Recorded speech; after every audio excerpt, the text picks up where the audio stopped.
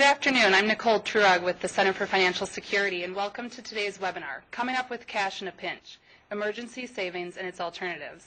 This webinar is part of the Family and Financial Security webinar series, sponsored by a grant from the UW-Madison School of Human Ecology Beckner Endowment. Our presenter today is J. Michael Collins, Faculty Director of the UW-Madison Center for Financial Security, and our discussants are Pamela Chan, Senior Policy Analyst at New America Foundation Asset Building Program, and Mae Watson-Grote, Founder and Executive Director of the Financial Clinic. A couple of quick housekeeping items for you before we get started. If you have any technical difficulties, please call 1-800-442-4614. To submit questions during the Q&A portion of the webinar, locate the dark gray bar near the top of Media Site, click on the Ask a Question icon, and a window will open. Please type your name, email address, and your question, and hit send. So with that, I'd like to turn things over to Michael Collins. Great. Thank you, Nicole, and thanks everybody for being here today. Today we're going to talk about the working paper and brief that are on the Center for Financial Security website called Coming Up with Cash in a Pinch, Emergency Savings and Its Alternatives. This is a project that has been worked on over the last year or so by two colleagues of mine, Stephanie Chase and Leah Jertson, with support from the MDRC in New York City, the New America Foundation, and then the AutoSave project that MDRC has worked on with C.S. Mott Foundation and the Rockefeller Foundation. And we're grateful to all of them and their staff for their support of this project and for helping us both with the ideas and the work itself. Of course, all the opinions that I'll share today are my own, and those are my co-authors, and I'm sure that those who have supported our project would agree. So what this project is, or what this paper equivalent brief are, is essentially a literature review. And if you download the paper online, you'll find that half of the paper is a chart, a matrix of 80 different studies, or over 80 different studies that we reviewed. And these studies were on a range of different issues around asset building, emergency savings, alternative financial products, different kinds of tools and resources that people use when they need cash in a pinch. So it's a very broad set of literatures that we looked at, broad set of studies.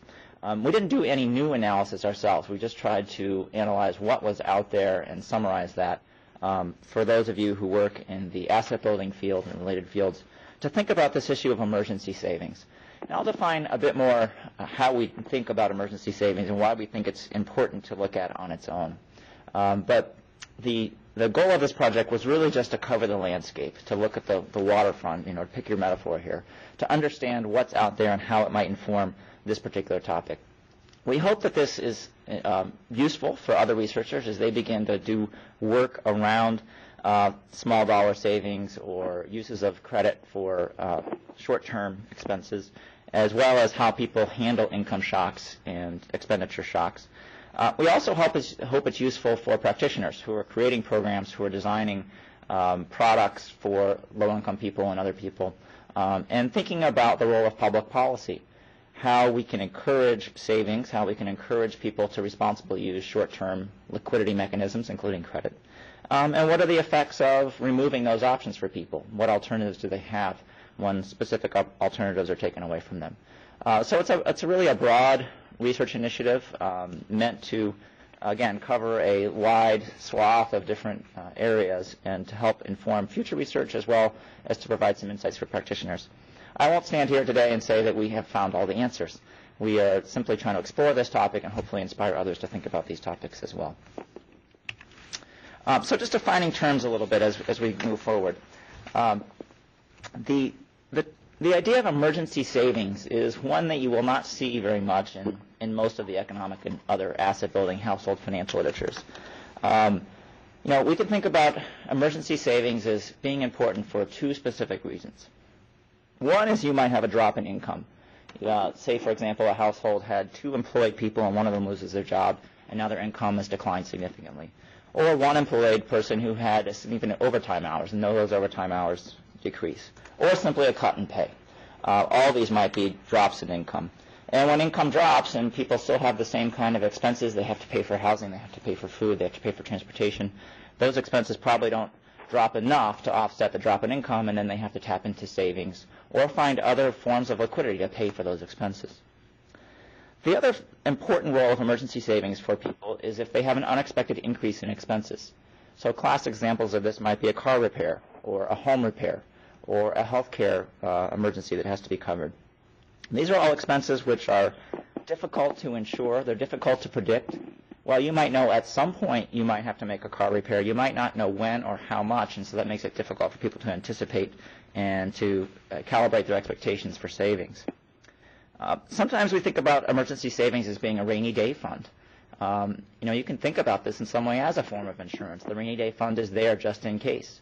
Some event which has some perhaps small probability of happening could be expensive, and therefore we want to have money set aside for that. Sometimes these are very variable events, and so that makes it hard for people to predict. But essentially when we say liquid resource, we mean something that a resource that somebody can tap in the short run. I have a bill due in a few days. How do I come up with $1,000? Or I have an expense that's coming due, or I've had a drop in income. How do I come up with some money in a relatively short amount of time? You could think about forms of liquidity which take longer to tap, say a home equity loan that might take you several weeks. Or you can think about ways to save money over time that perhaps you're preparing for a future event. But in general, when we say liquid, we mean resources that can be tapped quickly. Think about a checking account, perhaps a savings account, other kinds of fast and readily accessible forms of financial resources. Generally, when we talk about emergency savings, these are small amounts. I mean, they're not small to somebody who has a low income, but they're small relative to, say, retirement savings or education savings, where people may be saving tens of thousands of dollars over many years for an event that's going to happen in the distant future. Emergency savings is smaller amounts, typically 3 to 6 months of expenses, something in that order, or a couple of unexpected car repairs or home repairs. There is a pretty extensive literature in economics and related fields around what we call precautionary savings. Precautionary savings is a very important area of study, and one that I think has continued to be, in the current recessionary environment, one that many folks have been looking at and I think worthy of further research. But precautionary savings is a little different. Precautionary savings says that people who have variable income, whose income, say perhaps it comes from commissions, or perhaps they work in an industry where there's a cyclical, a cycle to when their income comes in. Think of somebody in construction, and there's not much work in winter, but a lot of work in summer.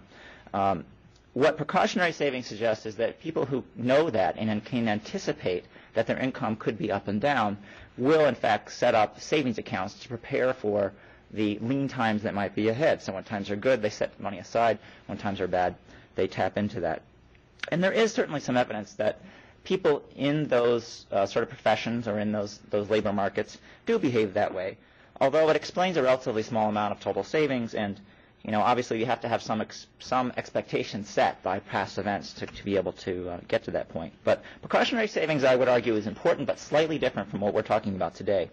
We're also talking with these short-term emergency funds are also different from longer-term savings. So it's very different from saving for retirement or saving for education or even saving for something like a house, something that might take multiple years to save up for and is a big investment. Rather, we're thinking about relatively small amounts of money that can be tapped in the short run for a variety of everyday expenses or everyday needs.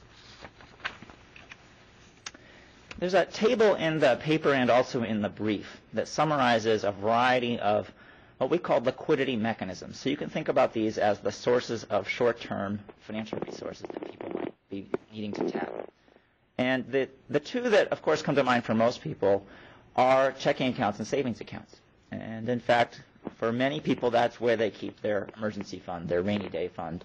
A small interest-bearing savings account or a non-interest-bearing checking account can be a mechanism that people can store money in.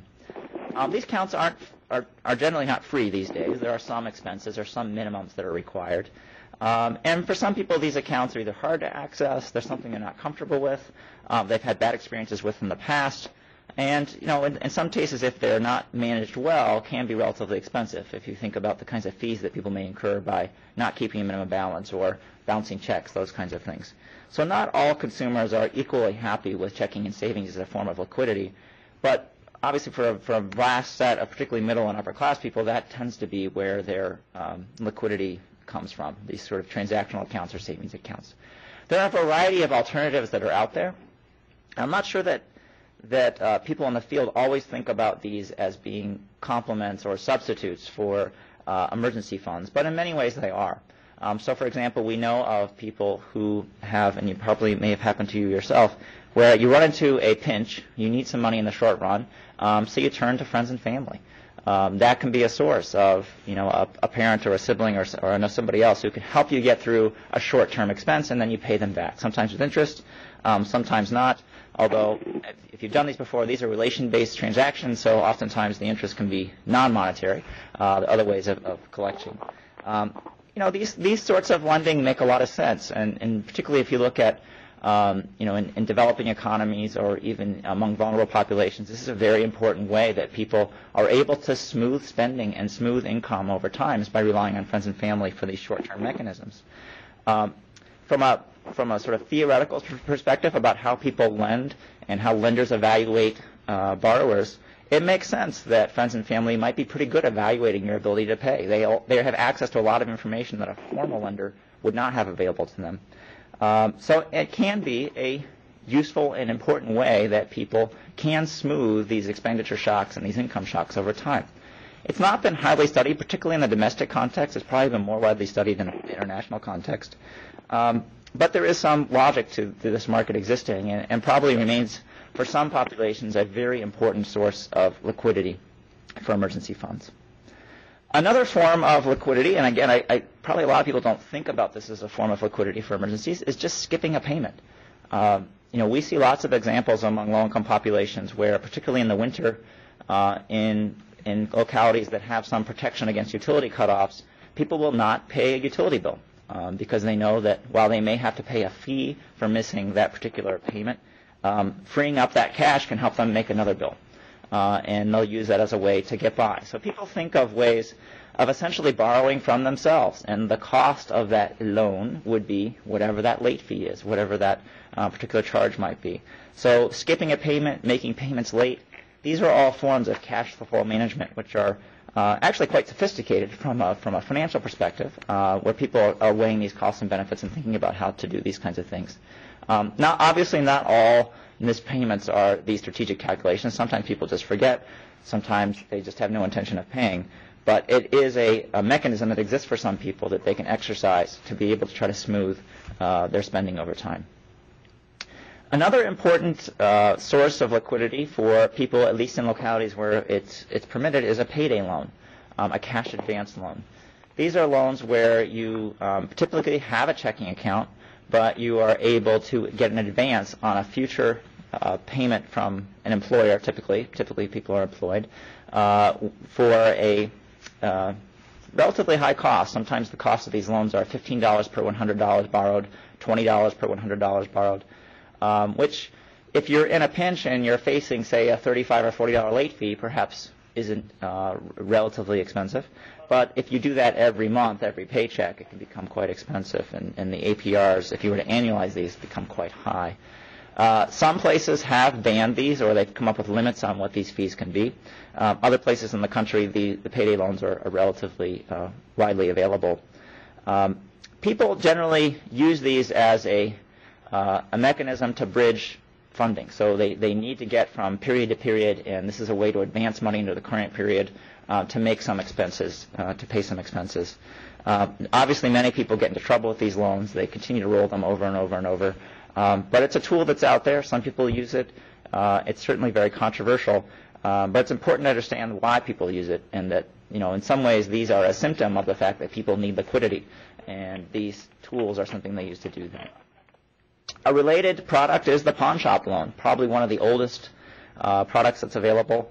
Dates back to the Middle Ages, really, where what's important about a pawn shop loan and some of these other loans I'll talk about in a minute are that they have collateral behind them. So from a lending perspective, I'd much prefer to lend to you if I have something that I can take and sell to pay off the loan if you default.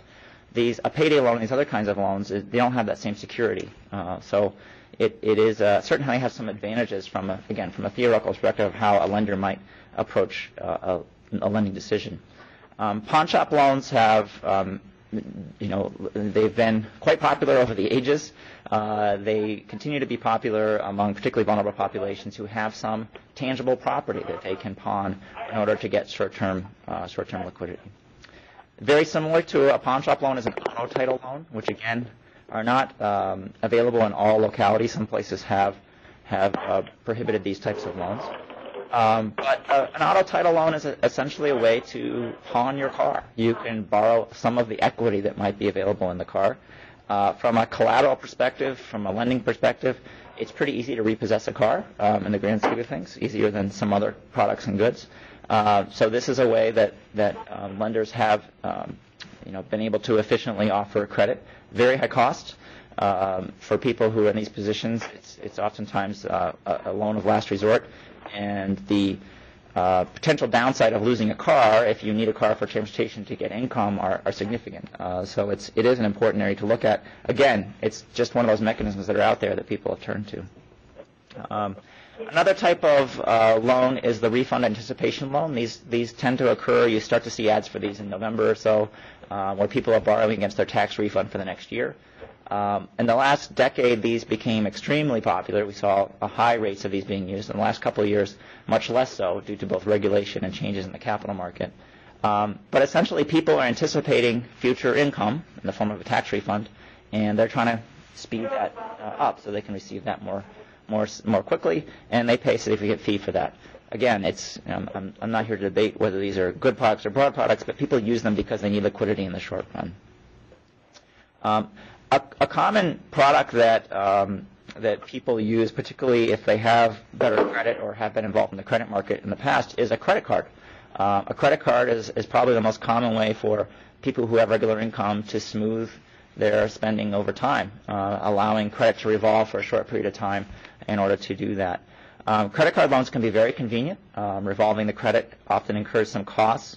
The costs are highly variable, but if people do pay those off in a relatively short period of time, that can be a fairly efficient way to have an advance on credit.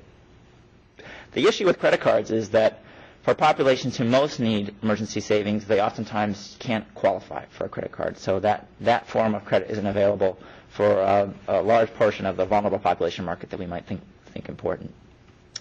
A mechanism that we've seen much more use of in the last few years has been loans against a retirement account, against a 401k, or even just liquidating a 401k or retirement account. There's other forms of retirement accounts other than 401k, but 401k tends to be one of the more popular ones. These can have significant costs because there could be tax liability due. If you end up being separated from your position, these loans become due. So it is a very important area to watch, and there is some good research ongoing right now in this area. These tend to be more widely used among people who have retirement accounts, which tends to be people who are older, people who have higher incomes, not so much among vulnerable populations. The biggest danger or the biggest worry that we have about people who tap into their retirement funds for an emergency is that it deprives them of the potential use of that money in retirement, unless it's repaid in a pretty good fashion. At the very least, it deprives them of any accumulation in that asset in terms of interest and principal. So it's an important product that is currently being used as a form of liquidity for some people, but again, not widely spread among vulnerable populations simply because they tend not to have access to that product. The last liquidity mechanism that we thought a bit about, and I think is of great interest and not widely studied, is life insurance, whole life or permanent life insurance policies that have accumulated some cash value which can be borrowed against. Again, there's a collateral there, so the life insurer is more willing to make these loans. What's important about whole life insurance or permanent life insurance policies is they, at least in the past, used to be quite popular among minorities and lower income populations. They were essentially sold door to door. We worry a lot from a consumer protection perspective about how they're sold and what kinds of fees were charged and those kinds of things. And that has unfortunately tarnished, in some ways, the reputation of the mechanisms that these products were sold through. But for somebody who has accumulated some cash value, it is a relatively cheap way to borrow against that collateral. The main cost would be if you were to pass away and your heirs had expenses that they were counting on that policy to take care of, that money wouldn't be available. But in cases where populations do have access to these they have built up cash value in their whole life insurance policies, it can be a way to have some liquidity available to them. So those are the large forms of liquidity that we could think about. This is a slide which I know is small for many of you to see, but this is a study that was done in 2009, the FINRA Financial Capability Study, where they asked people if they've had a drop in income in the last 12 months, and they asked them also if they have at least 3 months in emergency funds. So emergency funds was pretty broadly defined in the study. But I think this gives you a good sense, and I don't want to, focus too much on any particular aspect of this. But if you look at the very low-income people, the red bar, which is the people who've experienced a drop in income, is much bigger than the blue bar, which is those who have 3 months of savings. And then if you go to the highest income groups, it's completely flipped. So the trend here is that now, of course, people could be low-income because they had the drop in income, and they may have had to tap the assets, but which would give them a smaller 3 months cushion.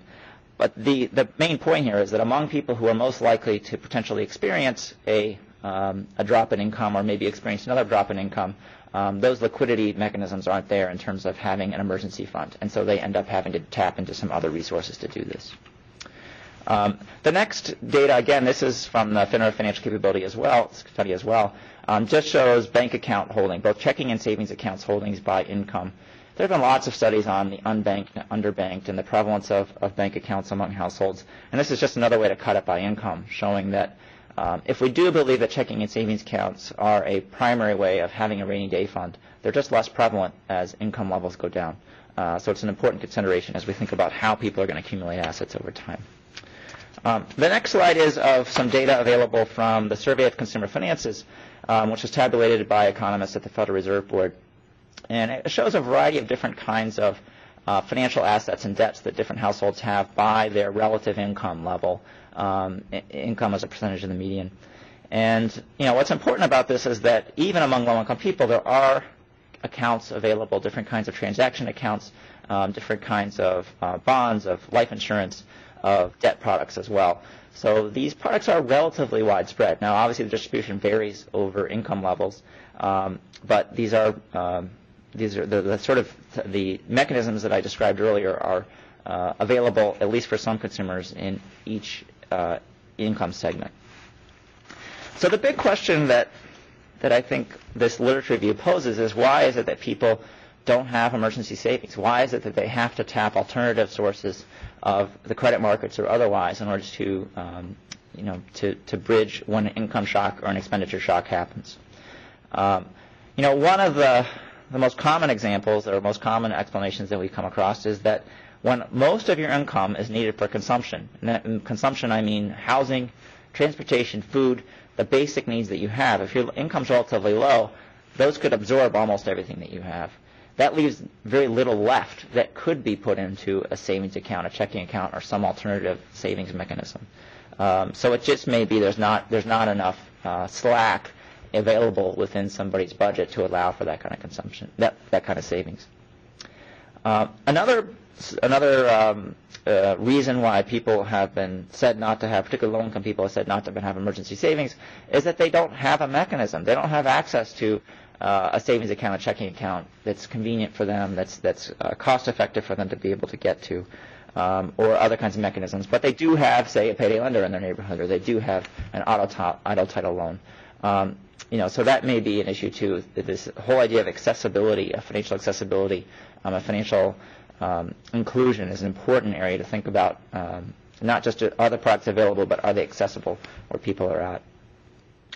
Another important issue is that there are rules in programs that people participate in, whether they're public programs, insurance programs, other kinds of programs that people are involved in, that actually restrict the amount of assets that you can have. And particularly liquid assets are something that are looked at as people who have significant liquid assets can be declined or denied access to certain kinds of programs that might be supportive for public benefits and other kinds of programs that might be helpful to them. So to the extent that people recognize that, they might then limit their savings in order to not be restricted from getting access to these public programs. Another issue we came across was that there are legal issues that people may confront. So, for example, a garnishment or a judgment that may be levied against somebody.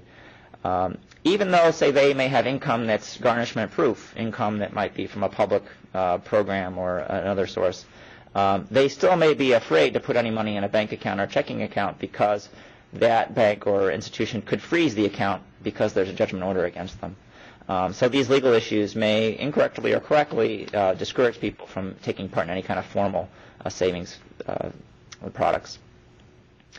Another important issue is simply behavioral failures. We probably are all guilty of this. We don't do what we know we should do. We procrastinate from dieting, we procrastinate from exercise, and we procrastinate from savings. We tend to be very focused on the present. We tend to overly discount events that could happen in the future, especially events where there's some variation in both the cost and the likelihood that it might happen. And so we have these basic behavioral failures, which people may say, yes, I want to build up a savings account. Yes, I want to have 6 months of emergency savings, but I'll do it tomorrow. Tomorrow comes, and they fail to do it. So these behavioral failures, I think, are an important aspect as well. When you combine the behavioral failures and the policy and regulatory issues and legal issues, the lack of products, and then not having enough resources in the first place, this makes it very hard for people to accumulate emergency savings. I think in general we need more study of this area of the emergency savings market and of some of the potential failures in the emergency savings market. I think there's some very interesting work being done in the behavioral finance area that suggests there might be ways to get people to overcome some of these behavioral failures and create more accessible, products that people are willing to and eager to use. So I think there's some exciting area ahead in this. So thinking about implications for policy and for practice, I think if you're involved in a program or working with people, with clients who are engaged in programs where there is some sort of an asset test, where you actively look at bank account balances, certainly we are afraid of people who have high assets who have low incomes and then take advantage of some public program. But having 3 to 6 months of income set aside for an emergency shouldn't be something that we penalize people for, and in fact should be something that we encourage people for. So rather than some fixed benchmark of assets that we look at, try to find some more relative measures so that we can encourage people to have 3 to 6 months of savings available as an emergency fund without some kind of penalty and their ability to apply for other kinds of programs that help. Obviously, products are important. Having low-fee accounts that people are comfortable with, perhaps that have some constraints, so it's not really easy to get access to money. Perhaps I have to go to a bank or I have to do some special tasks that are involved to take out the money. But I think it's important that people have products that are useful to them, that they trust, that are places that are convenient for them, and that the fees don't end up tapping all the principal that's available. I think this idea of financial planning is one that we all struggle with. How do we become better at envisioning ourselves in the future and helping our current self plan for our future self? But most of us know there's going to be some expenditure ahead that we can't predict. And we sort of have this vague notion of it. It might be very lumpy. And it may be that we can help people with counseling and education to better think about what kinds of things could go wrong. Yes, I might have to get new tires. Yes, I might have to get a new roof. What's that going to cost? When might that happen? And start to think about that so that people are better prepared to come up with cash in a pinch when these expenditures do come along. Oftentimes financial planners will go through those exercises, but it's not as much true in the financial literacy or working with vulnerable populations to think about those kinds of unexpected, lumpy expenses that come ahead. The last thing I would say is that we need to be careful when we see alternative sources of financial liquidity that are out there and think that, well, the problem is that that source exists. So I'll pick on payday lending as one example where many policymakers and advocates say, well, these loans are just unfair, so we need to get rid of them, which is certainly a policy decision that they can make, and they have to think about the costs and benefits of doing that. But it doesn't eliminate the need for people to have access to liquidity. So they're going to find some other way to get liquidity. Perhaps it's not paying bills. Perhaps it's some other source that markets come up with, or perhaps it's friends and family. But we always need to be careful about these effects and these frictions that take place when a particular product appears or disappears in the marketplace. And again, it's certainly within a policymaker's purview to think about which products are just not worthy to have on the market, but then think about, well, what's the alternative and where will people go next, and try to be thinking ahead when these kinds of policies take place, what might happen in the future. So I look forward to the discussions, comments today, and to your questions as well. So thank you very much. Great. Thanks, Michael. And now we're going to turn it over to Pamela Chan with New America Foundation. Thank you so much for having me in today's webinar. The implications that Michael mentioned are a perfect segue into the discussion of some of the work we're doing at New America to develop specific policy recommendations to support emergency savings. Next slide, please. I'll start with an introduction of the New America Foundation before providing some comments on the paper. Since Michael's presentation did a good job describing the need for and barriers to emergency savings, I'm not going to rehash the information presented. Instead, I'll go ahead and spend a bulk of my time talking about New America's policymaking approach and provide a catalog of policy recommendations to help leverage savings opportunities for lower-income families. Next slide, please. For those who may not have heard of us before, the New America Foundation is a nonprofit, nonpartisan public policy institute. Our primary office is in Washington, D.C., but we also have an office in Sacramento, California, and are opening a new location in New York City. Our work covers a wide breadth of issues, which I've included a sampling of on this slide. Next slide, please. Within New America, I work on the Asset Building Program. Our mission is to broaden access to economic resources through increased savings and asset ownership. To fulfill this mission, we collect, synthesize, and disseminate resources and policy ideas on a variety of related topics. This means we're constantly seeking interesting and innovative ideas from the field to present to decision makers in D.C. We're also constantly gathering research to share and scale the good work being done in communities.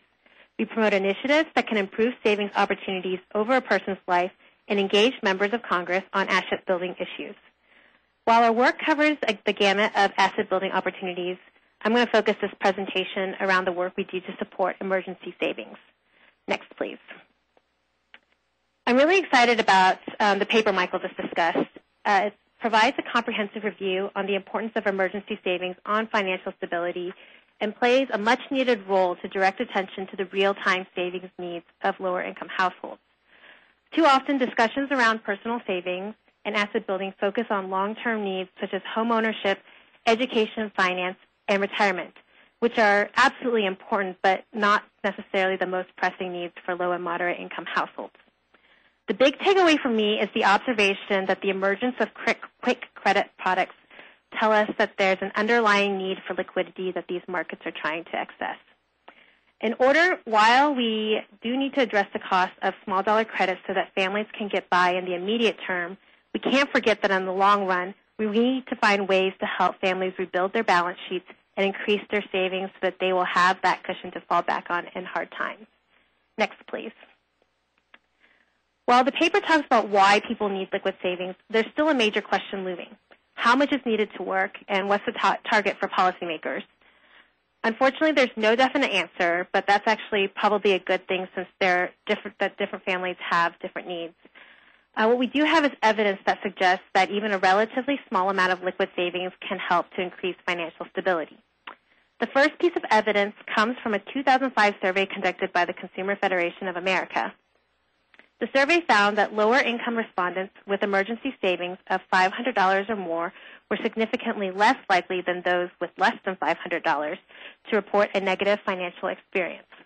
While survey data is certainly insightful, the Urban Institute has gone even further by testing the effects of holding assets on financial instability and recently reported that among the households in the lowest income quintile, the group with liquid assets anywhere from $1 to $2,000 was significantly less likely to experience hardship than those that didn't have savings at all. The likelihood of experiencing financial hardships continues to decline with increased levels of assets and income. Next slide, please. Since Michael talked in depth about many of the barriers to building emergency savings, I'm not going to go into the first 4 points on this slide. However, I'd like to focus your attention on the last point. In addition to all the aforementioned barriers, there's also a failure of public policy to support the need for emergency savings among lower-income families.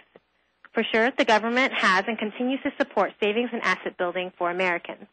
In recent years, it's been about a little over $400 billion of the federal budget, and for 2012, President Obama proposed to dedicate over $500 billion. Most of the federal government support to encourage savings is through the tax code, An estimated 85% of those tax benefits go to the top quintile of taxpayers, and nearly none is dedicated to encourage emergency savings, which is the most cited savings needs among lower-income Americans. So what can we do to help break these barriers to emergency savings? From where I sit in the world at a think tank, I mostly focus on the policy barriers.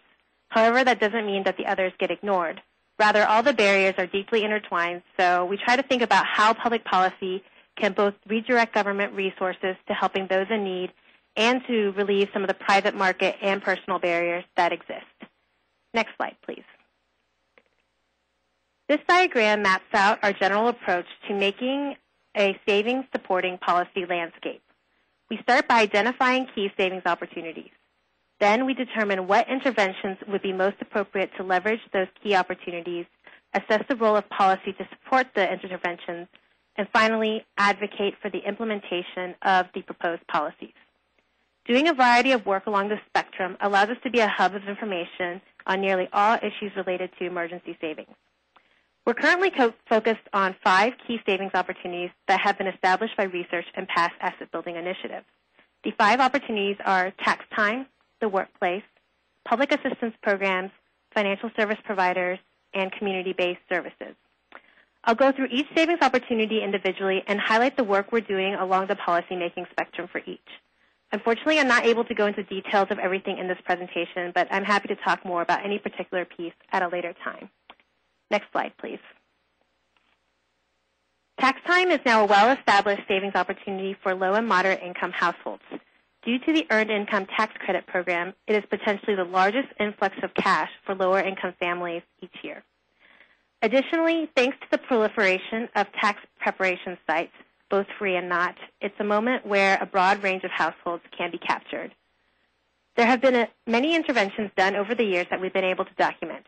For example, there's a long history of asset building initiatives at free tax clinics, a savings bond pilot, and a Save NYC program, which was brought into a national Save USA demonstration. Based on the evidence from these interventions, we've got 2 major policy recommendations to help leverage this tax time moment to build emergency savings. First, we have helped to create and shape the Savers Bonus Act, which is a proposal to scale the Save NYC and Save USA programs. In the Savers Bonus, households with incomes up to 120% of EITC eligibility can get dollar-for-dollar tax refunds up to $500 annually for saving in an eligible account. The savings can be made as a contribution through their tax refund or at another time during the filing year. In terms of our advocacy work in this area, the Savers Bonus Act was introduced by Congress in 2008 and is about to be reintroduced this fall. We've also had the privilege of partnering with a grassroots advocacy group called Results to build awareness of the bill. Second, we are continuing to encourage access to a variety of liquid savings products through the tax filing process. In this area, we've already had some success as a partner on the DTD Savings Bond Working Group, which made it an option to directly deposit part of one's refund to a savings bond.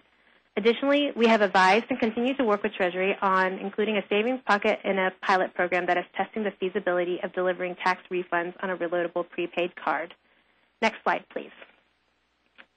The workplace is another key savings opportunity because it's the primary source of income for most households, and there's an existing payroll system for automatic savings through direct deposit.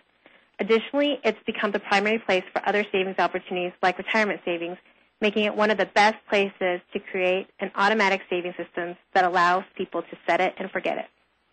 In the workplace arena, we're actually one of the groups trying to figure out what the appropriate interventions to leverage this opportunity are. One of our core projects is the AutoSave pilot. It explores the feasibility of using payroll systems and direct deposit to create an automated non-retirement savings program that is accessible to a wide range of lower-wage workers.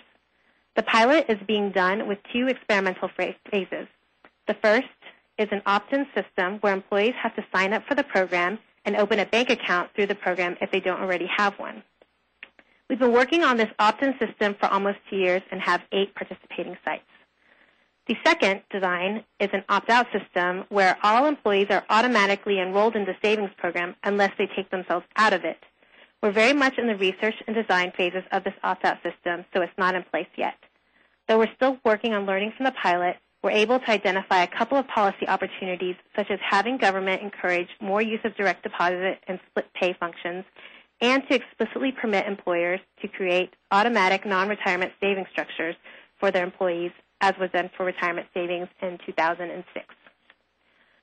Outside of the AutoSave pilot, we're also investigating the possibility of adding emergency savings investments or accounts to retirement savings programs like IRAs and 401ks. It's a pretty complex area, so we're just trying to figure out whether or not there are possible emergency savings opportunities here. Though we're still very much in the early phases of research and development for workplace savings policy, we're able to share the learnings we have so far to regulators, employers, regional asset building coalitions, and financial service providers. Next slide, please. Public assistance programs are the third key savings opportunity. Public benefit programs help to capture many of the most underserved households in the U.S. It's really a promising area to encourage savings, but its effectiveness in reaching this underserved population is highly dependent on the program eligibility rules that govern access to the program. Michael highlighted the asset limits issue earlier, and while that's absolutely a critical issue to what we're working on, I'm going to highlight some of the work we're doing to make sure there are asset building structures attached to these programs. For example, some of the work we're doing is on scaling a current federal program that provides a savings account and automatic savings structure for some public housing residents. This policy development is being done with Jeff Lubell from the Center for Housing Policy. Additionally, we're ramping up some research on ways to offer savings products through other public assistance programs, such as removing the reloading restrictions on benefits cards and adding a savings pocket. Next slide, please. The fourth opportunity is with financial service providers, which are the most mainstream place for asset building and the most likely avenue to reach the widest population. To collaborate with financial service providers, we're looking at different products with asset building potential, such as small dollar bank accounts, prepaid savings products, and financial management tools and services. Some of the policy interventions under investigation in this area include finding ways to incentivize firms to provide basic asset building services, reducing enrollment barriers, supporting marketing and promotional campaigns of accessible products, and enacting and enforcing consumer protections on these products so that they don't deteriorate what assets are held in them. To help promote these policy interventions, we provide comments on financial services issues to Treasury and the CFPB, as well as collect and share provider and consumer insights with government regulators so that their initiatives continue to promote financial inclusion. Finally, we continue to collaborate with national initiatives like Bank On and the America Saves campaign. Next slide, please. The fifth and final savings opportunity I'm going to highlight today is community-based services, such as nonprofit financial counseling centers.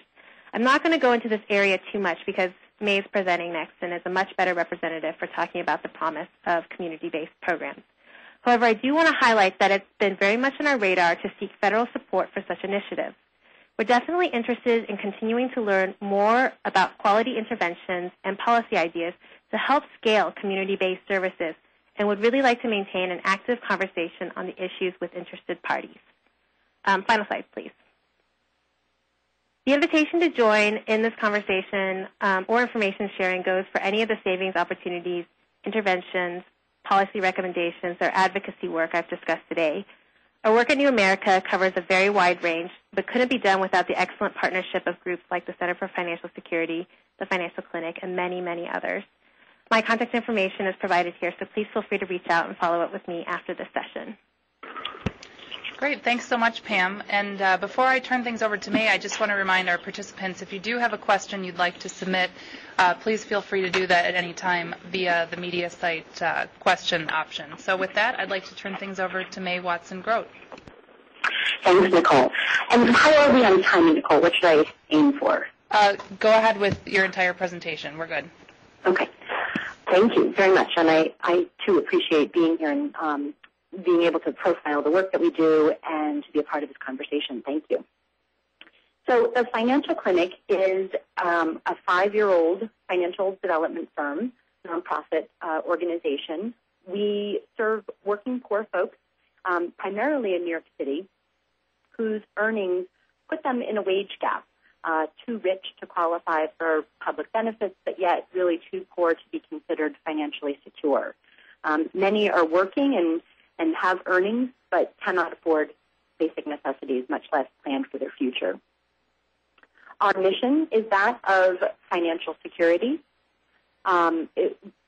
It's a combination of presenting issues which are about two-thirds of our customers come to us with debt or credit problems, and then we help transition them in a financial coaching setting to work on their financial goals. We have about 13 financial coaches working in about 24 sites across New York City with our partner organizations, and a total of 21 staff people. And we have two scaling strategies in particular. One is working with other nonprofits and public sector agencies, helping them integrate financial development strategies into the context of their own mission and service delivery model, recognizing that financial insecurity underlies workforce development, supportive housing, domestic violence, foreclosure assistance, for example. And then our second strategy is a fellowship program, which is a low-cost, high-impact model for scaling our outcomes-based financial coaching services. Next slide. So financial security is the why of what we do. It is represented by this quasi-Venn diagram that captures all of the subject matter that we cover with our customers and threaded together by financial goals. So with regard to the assets area, we're working with our customers on public benefits access, all the way through employment benefits that folks might not be taking advantage of. And our outcome there is consistent savings. Everybody who we're working with one-on-one, we are trying to have consistently saved towards a financial goal. With regard to the banking area, it's everything from getting banked to low-cost checking and savings accounts, all the way through accessing the services and products that support financial mobility. And our goal there is to lower the cost of services and products for our customers. Credit is everything from establishing through rehabilitating credit histories, increased credit scores is our outcome. Debt, our financial coaches work with our customers to organize it, prioritize it, avoid it, get out of it, and our outcome there is improved debt to income ratio. And then finally, taxes. We help people access free tax preparation services all the way to year-round tax credit planning. And our outcome is our customers' ability to use a portion of that refund for a financial goal.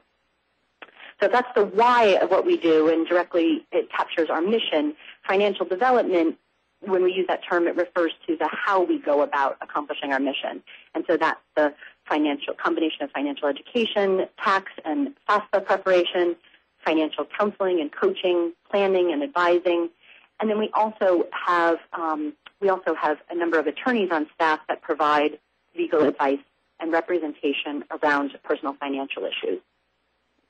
Next slide. So the clinic worked with the Center for Financial Security in 2009 and 2010 to study our Money Up program, which is a United Way of New York City initiative that combines free tax preparation with year-round financial coaching. 436 customers were surveyed about their financial security, nearly a 30% response rate, and it was pretty clear that there was a pretty severe impact of the recession. And so in the last 12 months preceding the survey, respondents reported having experienced a range of financial stressors, creating financial security. Over a quarter had lost their job, and half had applied for public assistance like food stamps and Medicaid.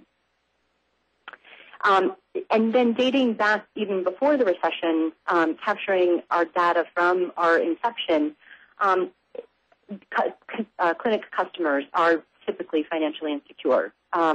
If you look at the wider opportunities for women in the School of Social Work at the University of Washington's research on the 2010 New York Self-Sufficiency Standard, when you examine a basic family budget, so that's just housing and food, transportation, child care, and health care, without public assistance, Netflix, cable, occasional pizza, or even savings, a single parent with one preschooler and a school-age child needs to earn $63,000 in Brooklyn to be able to make ends meet, which is a stark contrast to the average $17,000 our customers earn.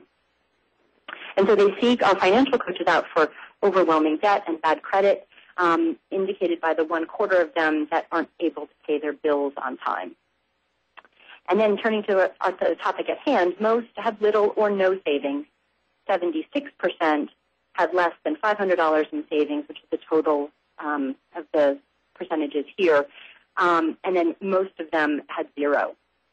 The remaining quarter usually have some kind of savings related, longer-term savings related to retirement. Next slide. And so we have been able to group the why this is, I think, into kind of 3 themes, from labor market and economy failures to situational and behavioral failures, and then to policy shortcomings, probably not too dissimilar from Michael's findings in his slides of why low-income people don't have emergency savings. And so I won't do those in detail because I think they're a pretty good parallel to the information that he's already captured. And instead, I'll turn to what our customers do then in light of these different pressures and these different factors. And for as many challenges, there are solutions. Our customers are absolutely creative problem solvers. In addition to the factors captured in Michael's chart on the liquidity mechanisms, our customers are also some of the best budgeters we know. They take on stopgap jobs or patchwork jobs. They're engaged in the underground economy. They double up on their housing. They participate in susus. They absolutely borrow from friends and family. They might also participate in bartering. I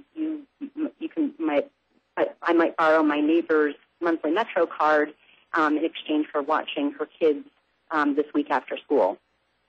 And then, of course, there's also just doing without. And people are on a pretty wide range of these coping mechanisms all the way through crises. Some of our customers experience homelessness and experience food insecurity by going without food and skip prescription drugs or other basic health care because of the lack of emergency savings. Next slide. And so the clinic's signature philosophy, one that we think lends to a higher uptake rate and our retention rates, is around helping our customers not only address their presenting issue, but also help them think about the future. The IRS notice they don't understand or collection agencies calling will definitely get them in the door and seek out our financial coaches. But what gets them to do the hard work of the budgeting and the doing without, making sacrifices, is the promise of a better future for themselves and for their children. And their future is made clear by our coaches' ability to help articulate an action-oriented, passionately held, and forward-thinking financial goal. Another way, perhaps, to put this is that the man could prompt action, but sustainable behavior change against all odds certainly comes from within. And our hope at the clinic is for policies and marketplace practices to model that process better. My contact information is also in the last slide, and I, too, welcome any additional questions or comments. Thank you. Great. Thanks so much, May. So we're going to go ahead, and we've got about 5 or 6 minutes for Q&A. So for this one, I'll throw it out to Michael, Pam, and May, and whoever would like to jump in. Do you think that health care reforms will help prevent health costs as a need for emergency savings?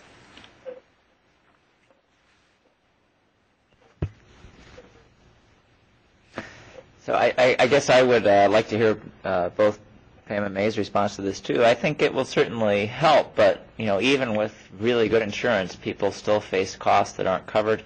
And if you have a family of 4 kids, it's pretty easy to accumulate a lot of costs just from copays and those kinds of things. So certainly it's a step in the right direction. It's just one of many costs that people face, and I think we're going to continue to have people who face these expenditure shocks from from healthcare costs, even with really good healthcare coverage. This is Pam, and I absolutely agree with what Michael said. I think definitely, anything that can help to lower the costs that families face today certainly potentially frees up some additional funds for asset buildings.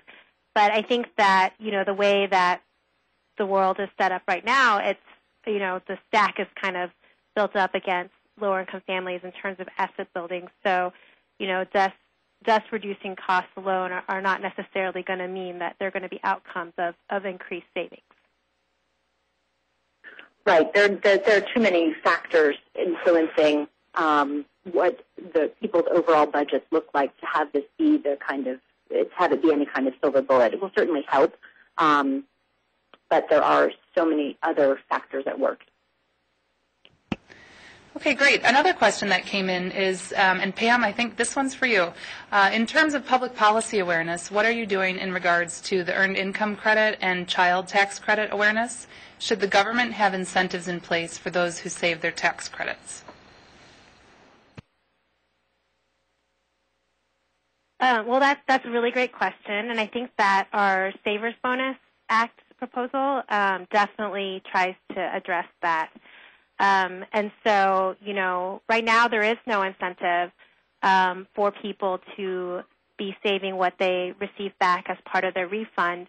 But by providing a dollar-for-dollar match for that first $500 put into precautionary savings, that will be a way to encourage people to save their EITC and child tax credit refunds more.